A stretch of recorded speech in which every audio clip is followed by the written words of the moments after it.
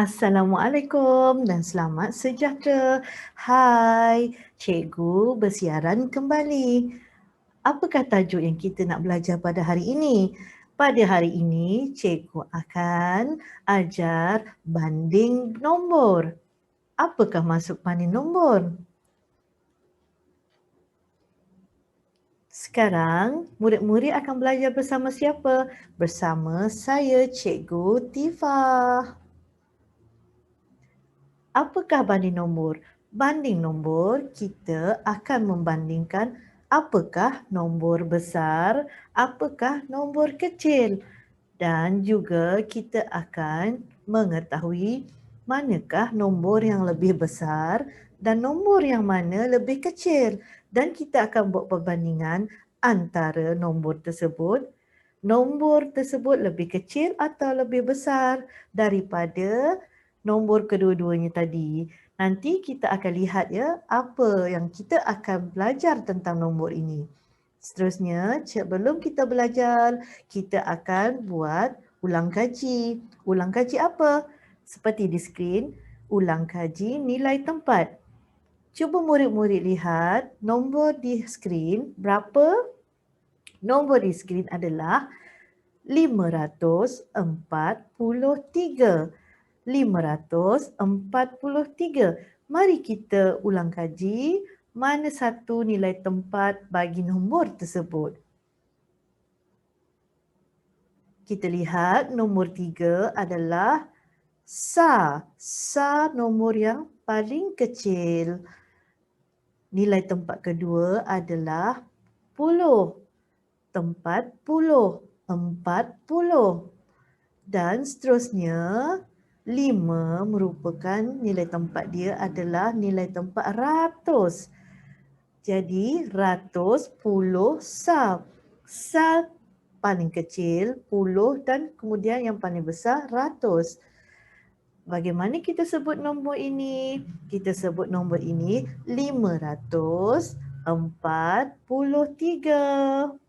Boleh sebut ya murid-murid? 543. Sekarang kita akan bandingkan nombor besar atau nombor kecil. Sebelum kita lihat buku teks, kita lihat dulu nombor yang cikgu bagi kepada murid-murid semua. Nombor apa ini? Nombor 100. Kita lihat pula nombor kedua yang cikgu bagi. Nombor 300. Baiklah, sebut pada cikgu, mana satu nombor besar lagi? Nombor yang lebih besar adalah 300. Betul tak anak murid? 300. Ini nombor yang besar. Besar. Jadi, kita akan ada nombor yang kecil. K. Nombor lebih kecil iaitu 100. Itulah perbandingannya. Nombor lebih besar 300, nombor lebih kecil 100. Jadi bila kita buat perbandingan, 100 lebih kecil daripada 300. Okey, faham ya? Itu asas dia kita mengenal nombor yang besar dan kecil. Kita cuba sekali lagi. 650. 300. Jadi, murid-murid cikgu, 650 lebih besar daripada 300. Baiklah, kita lihat kepada muka surat 18. Kita lihat situasi ada 2 orang murid, seorang murid lelaki dan murid perempuan. Murid perempuan dikata semuanya ada 256. Ada 256. Ini murid perempuan punya. Jadi lelaki ada 356. Dia cakap blok saya lebih 100. Bila melihat perkataan lebih, maksudnya 356 lebih besar daripada 256.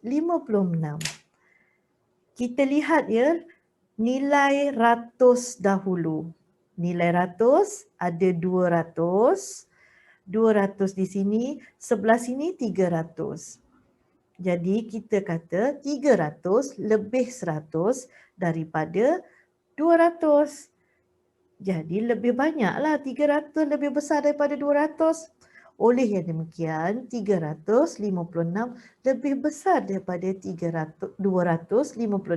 Cikgu ulang ya. 356 lebih besar daripada 256. Baik, mesti faham kan? Seterusnya kita lihat juga muka surat 19.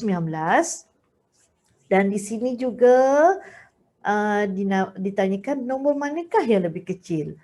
418 dan 415.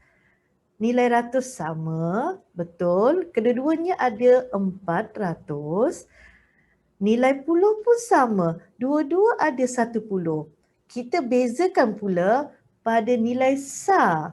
Nilai SAR ada atas ni ada 8, nombor di bawah ada 5. Nilai SAR tak sama kan? Jadi nilai SAR 5 lebih kecil daripada nilai SAR 8. 415 lebih kecil daripada 418. Jadi boleh dibezakan, betul tak? Baiklah, itu untuk contoh yang muka surat 19.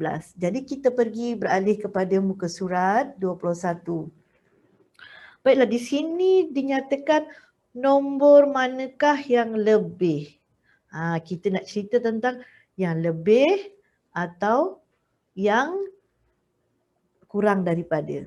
Sekarang kita lihat perbandingan dua nombor 800, maafkan cikgu, 856 dan 846. Kita buat jadual rumah masing-masing ikut ratus, puluh dan SAR seperti yang cikgu terangkan di awal tadi. Tempat ratus, kalau 856, ratusnya adalah 8, puluhnya 5, SAR dia 6. Okey, kita lihat nombor bawah ni. Ratus dia 8, puluhnya 4 saja, 40, dan nilai SAR-nya 6 sama. Jadi di sini kita lihat 50 lebih daripada 40. Oleh yang demikian, 856 lebih daripada 846. 50 lebih dari 40. Di sini yang kita lihat kenapa dia lebih besar daripada 846. Baiklah, seterusnya lihat pada nombor di bawah. Sama juga murid ni disuruh bandingkan 457 dengan 97. 97 lebih besar daripada 457. Tak betul kan? Yang betulnya 457 lebih besar. Kenapa cikgu kata macam ni? Bagi nilai tempat ni salah. Ini salah, ini salah. 97 kena letak di sini. 97. Jadi 457, ratus dia 4, puluh dia 5, SAR dia 7. Berbanding dengan 97, 97, ratus tak ada, puluh 9 dan 7 dia SAR.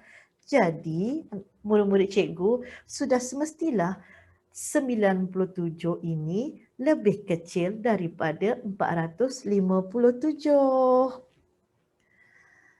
Dan seterusnya kita lihat kepada garis nombor. Kita bandingkan garis nombor seperti yang awak lihat di paparan skrin cikgu.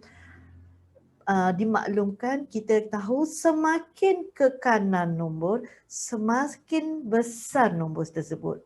Cuba lihat nombor dari kecil 916, 917, 918, 919, 920. Jadi Nombor 917 di sini diletak sebelum 920. 920 semakin ke kanan. Jadi sudah semestinya nombor 917 ini kurang daripada 920. Okey, jadi seterusnya kita cuba yang bawah ni. Di manakah letaknya 703 dan 718?